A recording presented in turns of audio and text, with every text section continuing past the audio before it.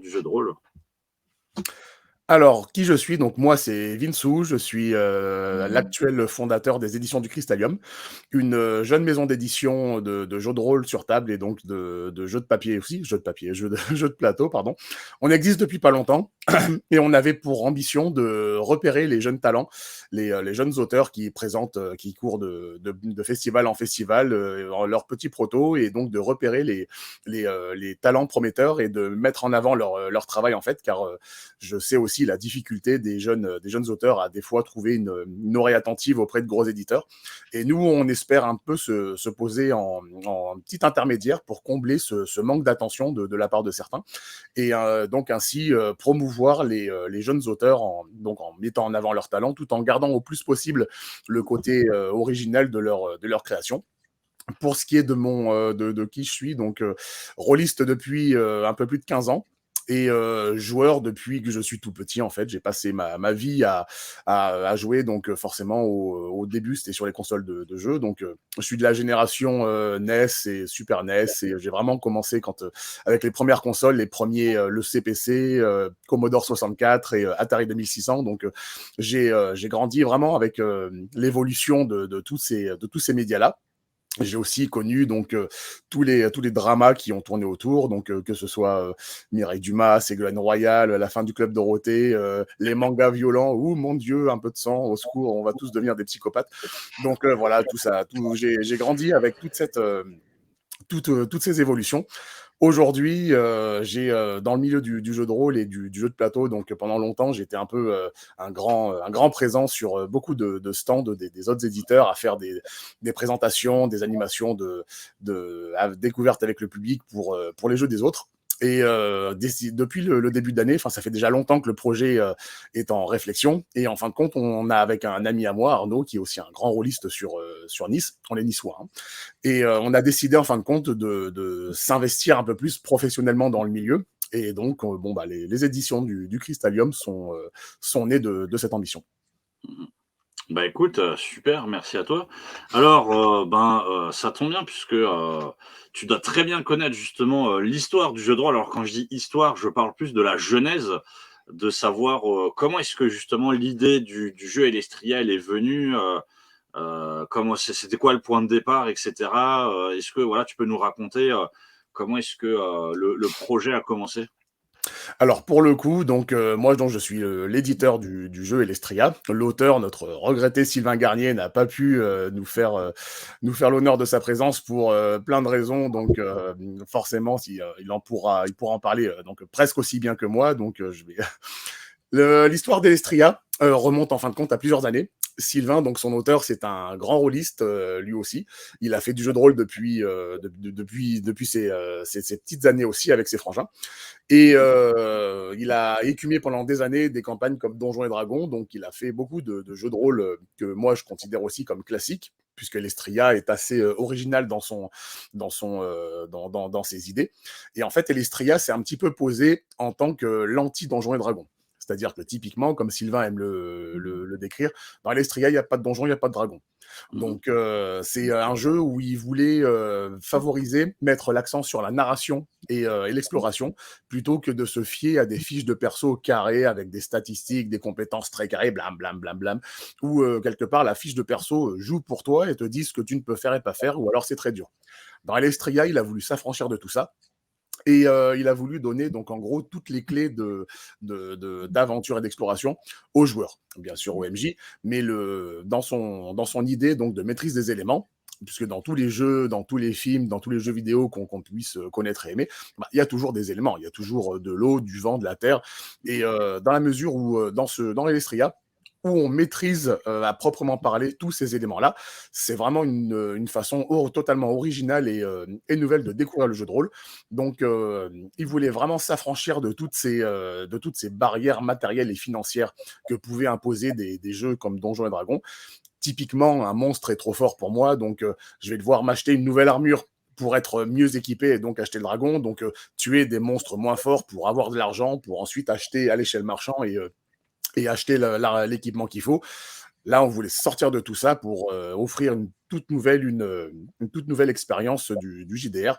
Et comme j'ai pris l'habitude de le décrire en convention, Elestria, c'est vraiment le type de jeu où on se rend compte de tout ce qu'on aurait pu faire après notre première partie. Mmh. Bah, écoute, cool, merci à toi.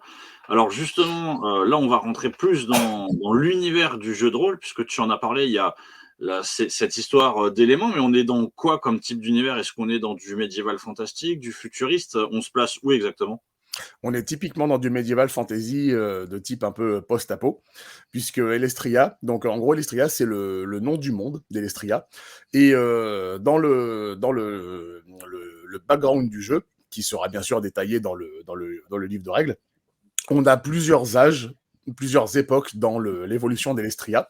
Et les joueurs vont jouer dans une de ces époques-là, qui a été en gros provoquée suite à une ancienne grande guerre où les humains ont décidé de volontairement downgrader, si on peut dire, enfin d'évoluer, d'évoluer, le contraire d'évolution, donc je sais plus le mot, je suis à moitié malade, de baisser leur niveau de technologie, car à un moment donné, dans l'âge d'avant, la technologie avait atteint des niveaux métalliques et de science qui ont provoqué en fin de compte des guerres. Et pour pallier à ça, les humains ont décidé de faire descendre, de baisser de niveau d'évolution pour revenir un petit peu aux fondamentaux.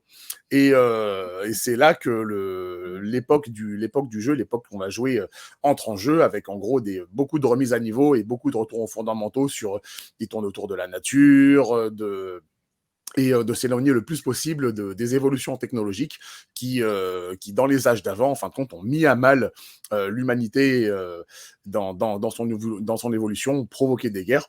Et ça a été un peu un retour aux sources de tout ça. Mmh. Bah, écoute, super intéressant. Alors, tu en as peut-être un petit peu parlé déjà, mais justement, le système de jeu, on est dans quoi? Donc tu nous disais qu'on sort justement du jeu un petit peu classique de dragons et de donjons. Est-ce qu'au niveau du système de jeu, on a quand même l'utilisation de dés? Ça se passe comment? On utilise bien sûr des dés. Le jeu est uniquement à base de D10. Et en fin de compte, lorsque tu vas me faire une action, tu vas me faire en général une addition de la caractéristique que tu vas utiliser, plus ton niveau de maîtrise dans ton élément. Typiquement, donc dans l'Estria, on peut jouer 6 éléments. On peut jouer le feu, l'eau, la terre, l'air, le métal et le vide. Le vide étant un petit peu un élément particulier, mais généralement, on fait, pour les parties de découverte, donc on fait jouer les 5 premiers éléments. Et typiquement, si tu es l'élémentaire du métal, par exemple, l'une des particularités du métal, c'est qu'il peut déformer et reformer toutes les quantités de métal qu'il a sur lui ou autour de lui. Donc, d'un bouclier, il peut la transformer en lance, d'une lance, il peut en transformer en épée, etc. Et donc, typiquement, t'es l'élémentaire du métal. Tu veux impressionner un garde qui t'empêche de passer parce que tu dois aller là où le garde t'empêche de passer, justement, et tu veux créer une grosse épée pour lui montrer que tu es digne de passer. Tu vas donc me lancer quelque part un jet de sociabilité plus métal. Et si tu as donc 3 en sociabilité et 4 en métal, tu vas me lancer 3 plus 4, 7 dés. Il y a un petit système de tableau de compétences où, en fonction des points de compétences que tu as dans ces compétences, tu pourras aussi lancer quelques dés en plus. Mais bon, on va partir du principe que t'as pas les compétences de social. Tu vas donc lancer 7 dés. Et sur ton pool de dés, chaque 7 ou plus va être une réussite. Chaque 0, donc chaque 10 explose. Donc plus tu fais de 0, et plus tu les relances jusqu'à ce que tu fasses plus de 0. Chaque 7 est une réussite. Plus il y a de réussite, mieux c'est. Et moins il y a de réussite, non pas que l'action soit ratée, mais on part du principe dans l'Estria qu'il y a très peu d'échecs, sauf forcément si tu fais que des 1, bon, à un moment donné, ça arrive aussi. Mais on parle de réussite minorée. C'est-à-dire que tu vas toujours réussir ton action, même si tu la réussiras pas assez pour franchir l'épreuve que le MJ t'aura mis. Donc, si je fais sur une réussite, sur un niveau de réussite moyen de 3, donc il faudra à chaque fois faire 3 réussites pour faire des actions classiques. Si tu fais 5 réussites, donc tu vas réussir à créer une magnifique épée et le garde va faire « Ah ouais, toi tu mérites de passer, donc tu passes. » Si par contre tu vas me faire 1 ou 2 réussites, bon bah tu vas réussir à faire ton épée, mais le garde va te dire, il va dégainer son épée, il va dire « Ouais, bon, t'es gentil, mais moi aussi j'ai la même, tu vois. » Donc t'auras quand même fait ton épée, parce que c'est ce que tu auras voulu, mais pas assez pour autant passer l'épreuve qui te sera imposée. Mmh. Alors juste dans tout ce que tu dis, j'ai l'impression que, là, quand tu parlais justement de l'acier, il y a une inspiration aussi du dernier maître de l'air, non? Avec, l'utilisation des éléments ou pas? Le maître de l'air, j'ai déjà entendu ça quelque part. Évidemment qu'il y a bien sûr une inspiration du maître de l'air. C'est un petit peu le maître de l'air, sauf que pour le coup, dans l'Estria, c'est un peu le maître de tous les éléments. Ouais. C'est-à-dire que dans un groupe de 5 PJ, typiquement, tu vas avoir un adepte du feu, de l'air, de l'eau, etc. Donc, ça va être un peu un mélange de tous ces éléments. Donc, je sais que Sylvain est particulièrement amateur de cette série, Avatar du maître de l'air. Donc, bien sûr qu'il y a des, euh, des aspirations de ce côté-là. Mmh. Il y a des aspirations de pas mal d'autres projets aussi, jeux vidéo, d'autres jeux de rôle, bien sûr Donjons et Dragons duquel il s'est particulièrement inspiré pour faire un petit peu l'anti-Donjons et Dragons. Donc Avatar du Maître de l'air, bien sûr que oui, c'est une série qui marche, qui cartonne depuis longtemps et ce serait même quelque part une tare que ce soit pas une inspiration étant donné toutes les qualités qu'elle puisse avoir. Alors, avant qu'on enchaîne sur les personnages, j'avais une autre question. Tu parlais aussi, parmi les éléments, il y a le vide. C'est quoi exactement, cet élément? Alors le vide, c'est, vraiment l'élément particulier du jeu. On le fait pas trop jouer en convention parce que il faut quand même bien l'expliquer entre le MJ et le joueur. Donc c'est un élément qui est un peu l'élément central qui résulte, en gros grosso modo un peu d'un genre de fusion de tous les autres éléments. Mmh. Le vide, le vide est né du rien, en fait. C'est un petit peu le vide cosmique et entre les mains de certains joueurs, c'est un élément qui permet, par exemple, de créer de l'amnésie, de faire oublier des souvenirs. C'est quelque chose qui peut générer aussi de la tristesse. C'est un petit peu l'élément du rien. C'est un élément que malheureusement je me vois pas trop bien décrire en détail ici, puisque ça malheureusement spoilerait beaucoup de choses dans Ouais, ouais. qui sont dans le bouquin. Mais en tout cas, c'est un élément qui est très très atypique et intéressant à jouer. Et là où, si tu aimes les éléments, tu vas pouvoir t'éclater avec tous les autres éléments parce que quand on te parle d'utiliser l'eau, le feu, la terre, on a bien sûr, plein d'idées qui nous viennent de l'utilisation de ces éléments classiques-là. Le vide, c'est vraiment quelque chose qui interpelle, qui interroge et à chaque fois que des joueurs ont commencé à jouer le vide, ça a toujours été des belles découvertes et même encore pour nous, lorsqu'on fait des parties, on se rend toujours compte que, ah ouais, mais le joueur qui a joué le vide, là, il nous a demandé si c'était possible de faire ça ou il a voulu faire ça et très intéressant, très original et c'est par le vide, alors tous les éléments bien sûr, mais aussi par le vide qui, du côté de son côté atypique, fait toujours gamberger les joueurs et leur imagination. Et donc, bon, comme je te disais tout à l'heure, on se sort complètement des fiches de perso classiques où tu as tes compétences, typiquement mage de feu de Donjons et Dragons, les sorts de niveau 2, 3, 4, etc. Bon, bah alors là, on se sort complètement de ces habitudes-là. Encore plus avec le vide qu'avec les autres éléments. Mmh. Super, bah, écoute, je te propose d'enchaîner justement avec les personnages. C'est quoi les personnages qu'on retrouve dans Illustria? Est-ce que, on est justement comme pas dans Donjons et Dragons, donc Donjons et Dragons, on a des elfes, des nains et cetera. Est-ce que là, on a, des caractéristiques un peu du même genre? Ou est-ce que, on est plus sur que des humains et on joue plus sur les éléments? Comment ça se passe?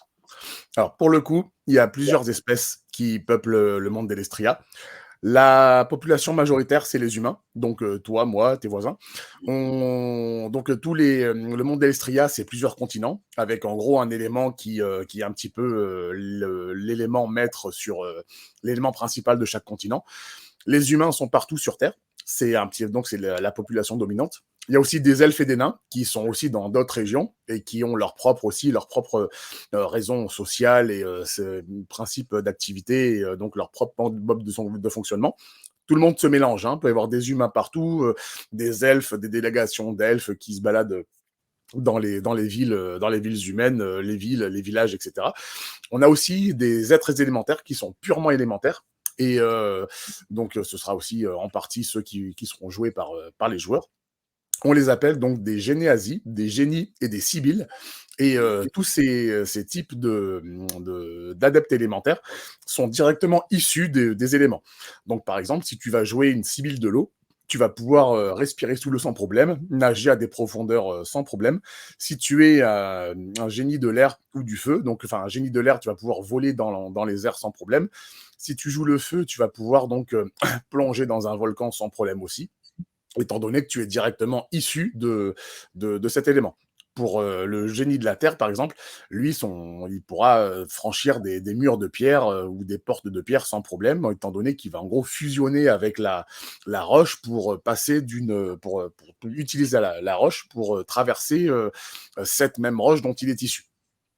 Les humains pourront aussi maîtriser les éléments, mais étant donné qu'un humain n'a pas les mêmes qualités physiques qu'un élémentaire, il y a un petit jeu de qualités et de défauts qui sont aussi propres à chacun, où bon, bah, là, ce sera aussi au joueur de s'adapter à son espèce. Mmh. Alors, au niveau des personnages, comment ça se passe la création d'un personnage? Est-ce que c'est quelque chose de long? Est-ce que ça nécessite, de bien connaître, l'univers ou est-ce qu'on peut se lancer dans de la création de personnages, tout de suite? Alors, on peut tout à fait se lancer dans une création de personnage tout de suite. Forcément, ça nécessite de connaître un minimum l'univers. Donc, lorsqu'on fait une petite séance de création de personnage, ça dure une vingtaine de minutes. Hein, donc, le temps d'expliquer, le temps de résumer les éléments et de faire un petit rappel de comment fonctionne le jeu, comment va fonctionner le jeu. Donc, si tu vas me dire, je veux jouer de la Terre, tu vas pouvoir avoir le choix d'être un humain, d'un génie, et tu vas faire tes propres choix. Quelques petits points à répartir, donc pas grand chose de bien compliqué. Et puis on est parti. Hein, donc si tu veux t'orienter plus force physique ou plus intelligence, réflexion, enquête ou voire sociabilité, donc quelques petits points à répartir. Et puis toi et l'équipe, on est parti. Et en fonction de si on fait un one shot ou une campagne, il y aura bien sûr des tas de possibilités d'évolution. Mmh. Super, ben, justement, tu enchaînes très bien avec la question suivante, qui sont les scénarios et les campagnes. Alors dans Illustria, est-ce qu'il y a, un scénario, un one shot, pour débutants, pour se lancer? Est-ce qu'il y a déjà des campagnes et qu'est-ce qui existe? Et alors pour les one shots, il y en a déjà plein. Il y en a plein grâce à particulièrement donc son cher auteur, Siltarius, qui, pour le coup, a une très bonne inspiration, au niveau de la qualité de rédaction des scénars. Où en fin de compte, à chaque fois qu'il se déplace dans une convention, donc chaque convention est généralement à thème, il fait un scénar par convention sur le thème de cette convention. Donc, étant donné plusieurs années qu'il est en train de bouger dans plein de conventions, des scénars en stock pour des one-shots, on en a des stocks. Et que ce soit des petits scénarios de 2 heures pour faire des découvertes avec des découvertes publiques ou des vrais one-shots de 4-5 heures aussi. Donc, tout ça, ce sont des scénarios à thème en fonction des conventions où il est allé. Moi-même, j'ai pris l'habitude de développer mon petit scénario à force de le faire jouer en convention aussi. Donc à la base, j'utilisais un scénario que lui avait déjà l'habitude de faire. Et au fil du temps, j'ai changé plusieurs éléments pour en faire mon petit scénario que je fais régulièrement. Et donc pour ce qui est des one-shots, pour débutants, ce sera bien sûr accompagné dans le livre qui sera bientôt sorti. On aura pour l'instant 3 ou 4 scénarios qui sont débloqués. Donc des scénarios d'introduction avec ensuite des vrais one-shots pour faire donc des parties un petit peu plus longues. Pour ce qui est de la campagne, je sais qu'il y a une campagne entière qui a déjà été écrite et jouée plusieurs fois, qui sortira donc qui sortira dans un autre laps de temps pour là donc une vraie campagne à raison de plusieurs scénarios les uns après les autres qui suivent un même fil rouge. Une campagne de JDR, une vraie campagne quoi. Mmh. Tous les scénarios justement qui ont déjà été faits et qui sont disponibles, dans un livre, sur internet, on peut les trouver? Alors pour l'instant, ils sont pas encore tous disponibles. On est en train d'en sélectionner quelques-uns qu'on va inclure dans le livre de base ainsi que dans le recueil de scénarios qui sera livré avec l'écran du MJ.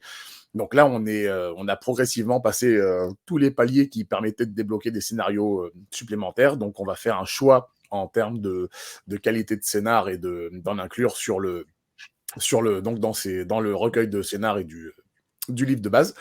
Pour ce qui est des autres scénars, je pense que petit à petit, on va se mettre d'accord sur en mettre plusieurs à disposition sur le site delestria.fr, donc en libre accès pour faire du choix supplémentaire au public.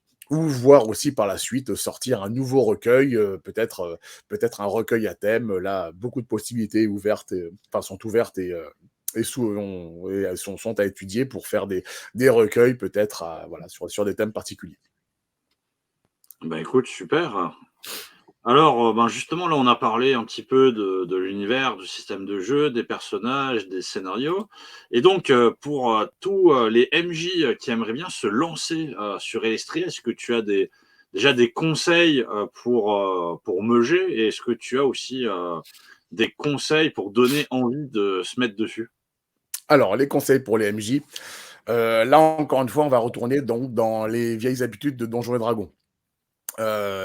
Par exemple, il y a 2 semaines, j'étais à Marseille au Aérofest, hein, où on a fait du Elestria en mode partie découverte, au public et typiquement, j'ai un joueur qui jouait le feu et lorsqu'il a commencé à vouloir faire une action, il a voulu jouer, il m'a dit qu'il voulait utiliser la magie du feu pour faire donc, pour faire son action.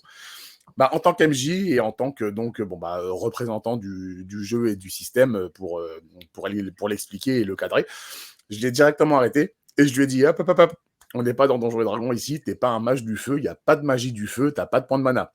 Donc tu es un élémentaire du feu, tu es le feu, donc tu peux faire ce que tu veux avec le feu. Tu peux générer du feu, lancer des boules de feu, créer des armes enflammées, voilà, tout ça, c'est du domaine du possible pour toi en tant qu'élémentaire du feu. Donc, il est important pour les MJ de bien s'assurer que les joueurs restent dans, j'ai envie de dire, entre guillemets, dans le carcan de l'ouverture qu'Elestria propose, tu vois. Parce que sinon, il y a beaucoup de joueurs qui vont naturellement jouer à l'Estria comme s'ils étaient dans un donjon et dragon. Donc, ils vont trop se fier à leur petite fiche de perso, à savoir qu'est-ce qu'ils vont pouvoir faire et pas faire, en quoi mon personnage est bon pour que je puisse faire ce que mon personnage est censé faire, tu vois. Dans Alestria, ton personnage peut tout faire. Alors évidemment, on a des conditions de réussite avec les dés en fonction de tes points de carac des seuils de difficulté en fonction de ce que tu vas vouloir faire. Mais voilà, pour le MJ, c'est important de garder à l'esprit que on n'est pas dans du Donjon et Dragon et c'est aussi une des conditions de se sortir des impositions matérielles et financières que t'imposent beaucoup d'autres jeux. Alors, en général, c'est très bien, hein, puisque quand il te faut des choses, bah, tu vas les acheter. Mais voilà, Elestria veut se sortir de tout ça. Et typiquement, avant de partir en mission hors de la ville principale, j'ai des joueurs qui, comme énormément de groupes de PJ en one shot, bah, vont faire un tour avant de quitter la ville, vont faire un tour au magasin pour acheter des armures, acheter des cordes, acheter des couteaux, acheter de quoi faire du feu. Et en général, des fois, tout ça, hein, le temps de négocier avec le marchand, ça dure des fois facile 1 heure de temps où c'est que du trading en fait. Je voudrais acheter ça, est-ce que tu me filerais ça en plus? J'ai de marchandage, etc. Donc, dans tout ça, Elestria, on squeeze, parce qu'en vrai, on n'a pas vraiment besoin de ce genre de possession matérielle. On a bien sûr un système de gestion économique aussi, car bon, il y a de l'argent, il y a un peu une monnaie par région, avec une monnaie particulière ou avec un petit système de conversion. Donc, forcément, si ton personnage veut acheter une maison, donc bon, tout ça, c'est pas gratuit. Mais pour tout ce qui est utilisation classique des, euh, des petits objets courants, on va dire, dans la mesure où il y a un élémentaire dans le groupe, bah, il n'y a évidemment pas besoin d'acheter, de se trimballer avec une lampe à huile, une boîte d'allumettes et ce genre de choses. Mmh. Et il en va de même aussi donc pour les joueurs où périodiquement, c'est vrai qu'il y a il y a besoin de le rappeler. Ce que je voulais dire pour les joueurs, le mode de déplacement, d'évolution dans les cartes, dans les zones où les joueurs vont se déplacer. encore une fois, dans du Donjon et Dragon et dans énormément de jeux, tu te déplaces en 2 dimensions. C'est-à-dire que tu as un plan et tu te balades dessus et lorsqu'il y a par exemple une petite, un petit, ou un ravin ou une petite montagne et ben, on reste sur du 2D et pour monter ta petite montagne et ben, hop, tu lances une corde et tu grimpes dessus. Dans Alestria, on se déplace en 3D. Donc, on peut aller sous la terre, sous la mer, on peut passer par-dessus. Et tout ça, c'est aussi une petite règle qu'il faut rappeler de temps en temps aux joueurs en leur disant, là, vous arrivez dans cet endroit avec un groupe d'ennemis qui sont en train de faire un truc de méchant. Et vous arrivez par là, mais attention, je vous rappelle que vous arrivez par dessous. Donc, vous avez tout un champ d'action que vous pouvez faire et que beaucoup de joueurs ont tendance à oublier en cours de partie. Mmh. Super. Et comment est-ce que tu donnerais envie aux gens de se lancer sur le jeu? Alors, sur le jeu, alors ça va dépendre à qui je parle. Est-ce que je parle à déjà des rôlistes confirmés ou à des personnes qui découvrent totalement le JDR? Pour les rôlistes confirmés, je leur fais comprendre en fin de compte que en jouant à l'Estria, donc ils vont redécouvrir une manière totalement nouvelle et originale de jouer au JDR. On est dans du Medfan, c'est un peu le genre qui est le plus répandu dans le JDR. Donc on va d'un côté garder des habitudes très classiques de château fort, de forêt sombre, un petit peu hantée. Il y aura des marais, il y a des vastes océans. Il y a un système de garde, donc des diligences, des chevaux, tout ça, tout ça va faire évoluer le joueur en terrain très connu, mais pour autant, lui-même pourra expérimenter une toute nouvelle manière de jouer au JDR et de redécouvrir des terrains qu'il connaît déjà. Et ça, même après avoir joué enfin, en ayant fait jouer des rôlistes confirmés, des gens qui ont des fois des dizaines d'années de donjons derrière eux, de donjons et dragons, à la fin de la première partie, c'est ah ouais, mais c'est vrai que là, après avoir joué l'élémentaire de l'air ou de l'eau ou avoir fait des actions communes en mélangeant plusieurs éléments, Mmh. ouais, c'est vrai que là, waouh, on se rend compte que là, bah, on aurait peut-être pu faire autre chose en utilisant les éléments. Là, ouais, c'était très bien parce qu'on a bien rigolé en jouant avec les éléments et c'est pas uniquement de l'utilisation de compétences classiques et banales comme on peut avoir.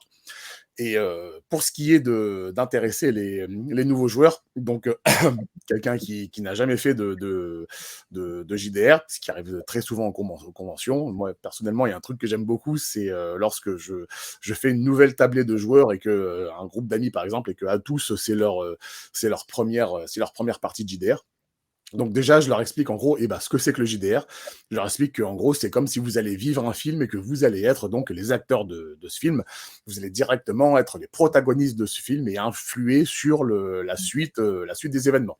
Donc bon, les jets de dés, les réussites, les conditions, etc. Et leur faire comprendre que à travers une histoire que moi je vais leur raconter, donc je vais leur poser le rôle du MJ.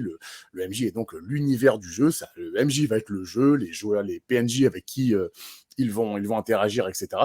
Et leur faire comprendre que par leurs actions, ils vont décider de la suite des événements et suivre une aventure. Bah, écoute, super, j'espère que, s'il y en a qui nous regardent, ça vous a donné envie. Alors